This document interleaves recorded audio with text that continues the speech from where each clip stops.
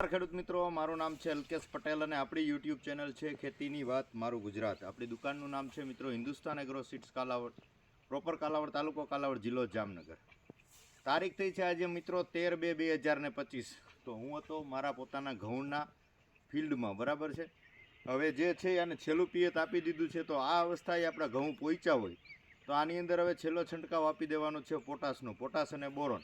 પછી તમે લિક્વિડ ફોર્મ્યુલેશનમાં આવી આપો તો પણ ચાલશે, પાવડરમાં આવો આપો જે ગ્રેડવાળા આવે છે 0050 અથવા એફએમસીમાં લેજન્ડ આવે છે કે ઘણી બધી કંપનીમાં અલગ લિક્વિડમાં આવે છે, તો કોઈ પણ તમે આપી દેશો તો ચાલશે। દાણો ભરાશે સારો, ક્વોલિટી સારી થશે, ઘઉંની ગુણવત્તા ખૂબ સારી છે। તમે જોઈ શકો છો કે આની ડુંડીની સાઇઝ તમે જુઓ, લગભગ 1.5 ફૂટ જેટલી સાઇઝ જે છે એ ડુંડીની જોવા મળી રહી છે। એક જ સરખો છે, નથી મિક્સિંગ કે નથી કોઈ વસ્તુ, ઘઉંની વેરાયટી સારી છે।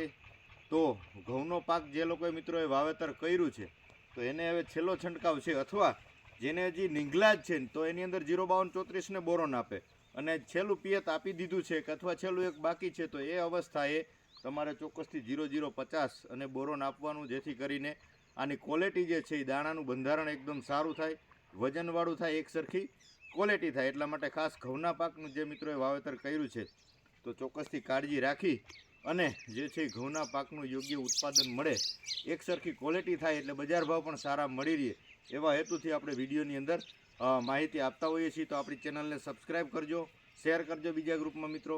જય જવાન, જય કિસાન।